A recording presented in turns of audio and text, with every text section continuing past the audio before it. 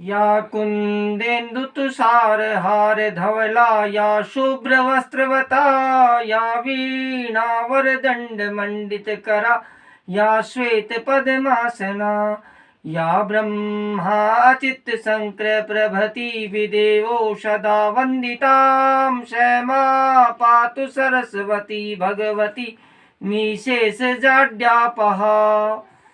सभी दर्शकों को पंडित रामकिशन कौशिक का नमस्कार।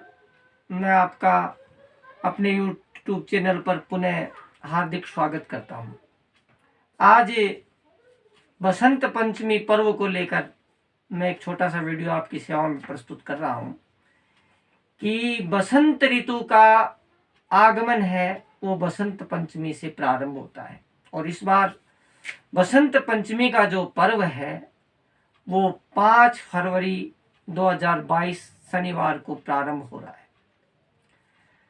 हमारे शास्त्रों में, हमारे धर्म में त्योहारों का बड़ा महत्व है और क्रम से त्योहार आते रहते हैं। हम हर त्योहार का आनंद बड़े हर्षोल्लास से लेते हैं, पर जो बड़ा महत्वपूर्ण त्योहार है बसंत पंचमी, उसकी तरफ हमारा ध्यान सामान्य ही है। लक्ष्मी जी का ध्यान हम बड़े तत्परता से करते हैं, लेकिन आपको जानकर बड़ी खुशी होगी और आपको अच्छा भी लगेगा कि जब तक माँ भगवती सरस्वती की कृपा है वो नहीं मिलती हो तो लक्ष्मी माता की कृपा से भी हमें कोई लाभ नहीं होता। अर्थात सरस्वती की कृपा होनी घर के ऊपर, मनुष्य पर, प्राणी पर, जगत पर विशेष आवश्यक है। ये भगवती जिस पर कृपा करती है उसको ही धन मिलता है, उसको ही धान्य मिलता है और सभी देवियों की कृपा भी उसी को ही मिलती है। इसलिए हमें सरस्वती पूजन को और सरस्वती पर्व, जिसे आप बसंत पंचमी का पर्व कहते हैं, उसे विशेष रूप से बड़े उत्साह से, श्रद्धा भाव से मनाना चाहिए। तो आने वाला जो पर्व है 5 फरवरी को, जो बसंत पंचमी है, जो ऋतुराज बसंत का शुभागमन हो जाता है, इस पर्व को हम कैसे मनाएं जिससे कि हमारे घर में सद्वृत्ति रहे, संतान है वो विद्या बुद्धि से युक्त हों और माँ भगवती सरस्वती हमें आशीर्वाद प्रदान करें और जो धन देवी यानी लक्ष्मी यानी धन का जो हम उपयोग करें वो सदैव कल्याण में लगे और हमारा धन सुकृत में खर्च हो, अच्छे कर्मों में खर्च हो, हमारे निर्णय हैं वो तार्किक और सफल हों, चारों तरफ से हमारा भला और कल्याण हो। इसके लिए मनुष्य को सरस्वती की भक्ति अवश्य करना चाहिए। तो सरस्वती की उपासना के लिए मैं एक सामान्य सी विधि का वर्णन आज आपके सामने कर रहा हूँ। तो सुबह प्रातः पूरा परिवार उठ के स्नान करे और माँ भगवती शारदा सरस्वती का एक चित्र आप पहले से ही मंगा के रखें या संभवतः आपके घरों में होना चाहिए होगा। उसे एक चौकी के ऊपर पीले रंग का वस्त्र बिछाएं और उसके ऊपर माँ भगवती के चित्र की स्थापना कर दें। माँ भगवती की जो पूजा है वो उषा काल में, प्रातः काल में या आप 9 बजे से पहले ही करें, वो ही सर्वोत्तम समय है। पीला वस्त्र बिछा दें, उस पे भगवती की स्थापना कर दें।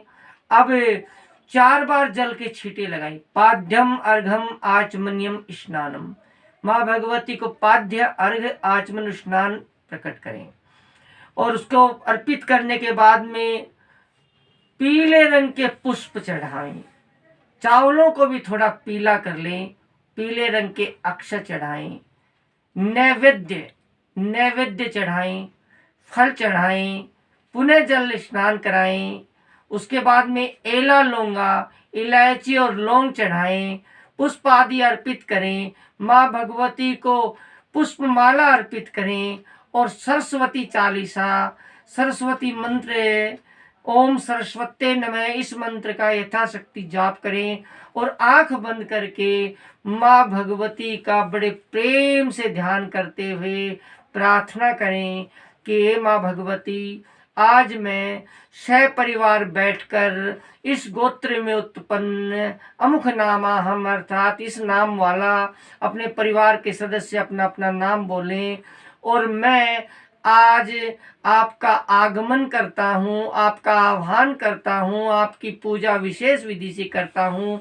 आप मेरे ऊपर और मेरे परिवार के ऊपर विशेष कृपा रखें।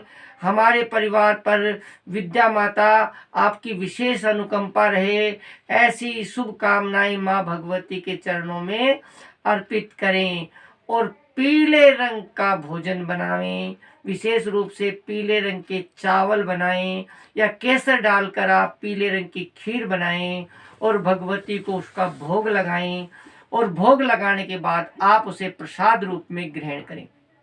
इस प्रकार हर्षोल्लास के साथ आपको बसंत पंचमी का जो पर्व है मनाना चाहिए। सामान्य रूप से लक्ष्मी का भी महत्व जब ही है जब भगवती सरस्वती का महत्व है। इसलिए तीनों शक्तियां भगवती सरस्वती, माँ लक्ष्मी और माँ शक्ति जिसे दुर्गा कहते हैं, तीनों की भक्ति समान रूप से हम करते रहें तो हमारा गृहस्थ है वो सकल कार्यों को सिद्ध करता है और हमारी संतान सक्सेसफुल सफल रहती है। इसी शुभकामना के साथ मैं बसंत पंचमी की आपको ढेर सारी शुभकामना देता हूँ। सर्वे भवन्तु सुखिनः, सर्वे सन्तु निरामया, सर्वे भद्राणि पश्यन्तु, माँ कश्चित् दुख भाग्य भवेत्। विद्या की देवी माँ भगवती सरस्वती आपको ज्ञान के आलोक से सदैव आलोकित करे। इसी शुभकामना के साथ धन्यवाद।